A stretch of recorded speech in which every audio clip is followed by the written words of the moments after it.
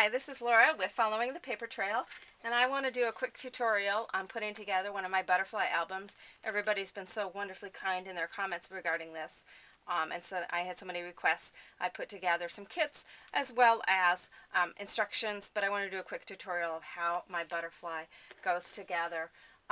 Those kits as well as the instructions are available at my Etsy store, and I'll give you the website or the address for that at the end. But the instructions basically tell you how I put it all together, and so I want to do a quick tutorial on how to do that. The templates in there, there's a butterfly base that's used for the base for all of the wings. You're going to be tracing those out onto either a chipboard or a poster board. I've got some poster board here. It's a little bit heavier poster board. You want to be paying attention when you're looking for that to not get the real thin stuff. But I don't want to go as heavy as like a medium weight chipboard. Just need a little bit of body. I also want it thin enough that I can still cut it out with scissors rather than having to go to a craft knife for cutting it out.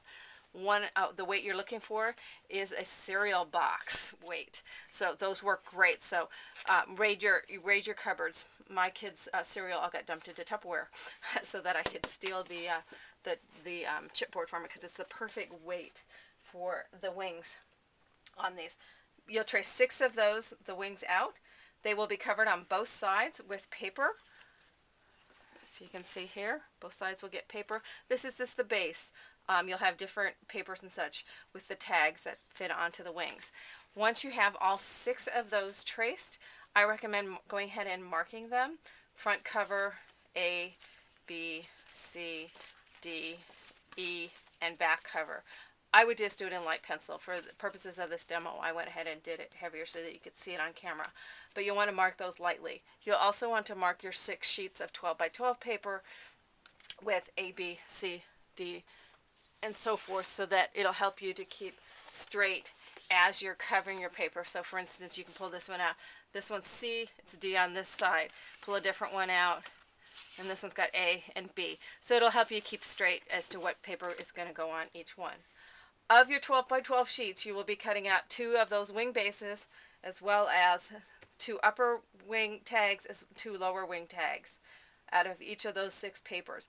The layout to place those so that they all fit on the 12 by 12 is in the instruction sheets. One thing to remember, many of the papers have a strip across the top with what, who designed it and that sort of thing.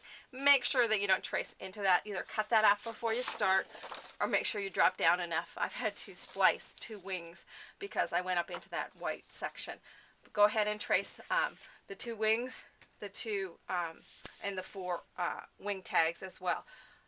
You have 2 methods of which you can apply the paper to your wing bases. You can go ahead and trace them, cut them out, stick them on with your favorite kind of adhesive. My favorite method right now is I use Mod Podge, paint it on to the side I want to apply the paper to, lay it down on the paper, stick it down, give it a good rub, and cut it out with a craft knife. That way it fits exactly. But you can use whichever method. I still trace it even though I'm gluing it down, so that I know where it places, and then I know my wings will also fit. You'll be just cutting those out because they will be adhering to another paper, because these will be 2 layers of paper back to back that you'll fix together in your favorite method. Trim as you need to. Sometimes, the cutting isn't exactly perfect. Excuse me, but you'll be affixing wings together in that fashion. So that'll get cut out of each of the 12 by 12 papers. Out of the 6 by 12 sheets, you will be cutting out 2 upper wings, 2 lower wings. One thing to remember with a butterfly is he is symmetrical. And so whatever's on this side, you're having the mirror image rather than the exact same thing over on the other side. So you'll be cutting mirror image. The templates reflect that. There's a straight one as well as a reverse one, so it makes it real easy to lay them out so that you get your mirror images. So you will be cutting out of your 4 6 by 12s the wings as well. So that way you'll have 10 sets of the wings, because you'll need 5 full sets, but they're double-sided, so you'll have 10 sets, and you can mix and match as to which you want where. Those wings then will be fitting into, once they're double-sided, into pockets that are affixed to your wings.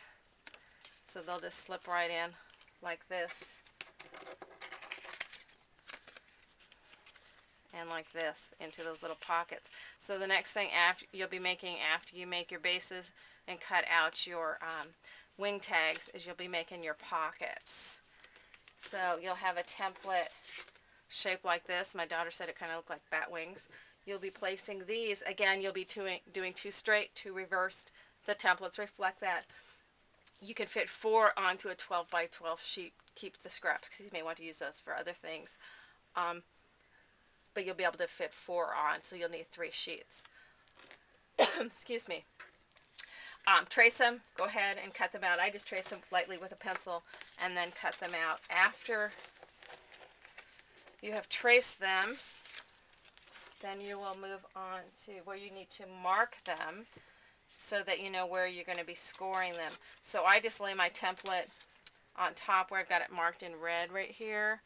You're going to just slide the template back slightly using a pencil, make a little tick mark, slide it back, tick, tick, and tick. Because that gives you the point from your score from your tick marks out to the points. So I get my score buddy out. You can use your cutter, whatever your favorite method is of scoring. I'll lay it on so that that tick mark and that point, go ahead and score it. Score, score, and then score. So then those ends will fold in, fold over to meet in the middle, fold over to meet in the middle. You may find you need to do a little bit of trimming if your cutting wasn't exactly perfect. I've already trimmed this one, but they should meet there in the middle to create the pockets. After you get them scored and folded down, give them a good rub with your bone folder, and then stick it down with your favorite method. I'm using my ATG to stick down on those that little 1/4 inch tab. You're also going to run some tape right here at the end so that it stops it at the end. Bring it down, stick it, bring it down, and stick it down, and that creates the pockets that are then applied to your butterflies. It's shaped here to kind of give the illusion of his body, and as I said, the wings will fit in. After you get all the wings done and all the pockets done, then you can kind of play around with which color you want on which butterfly, but they'll essentially look like this. Then actually your next thing that you want to do is to go ahead and get your binding system started. On this one, I bound it using a bind-it-all. If you don't have a bind-it-all, you can also do it with rings. I did it here in this fatter section of his body. I did it the 6 holes that the bind-it-all has. I didn't go down into the tail, so just do it with the 6 that it punches to start with. You could also do it where you have a ring at each end and a ring in the middle. So, but go ahead and get the binding punched before you go ahead and do your embellishments. Once you do that, just have fun with it. Go crazy with your embellishments. I use a lot of circles because butterflies have a lot of circles. Use those kind of organic shapes. I put some quotes in, some little matte things for photos, cut photos.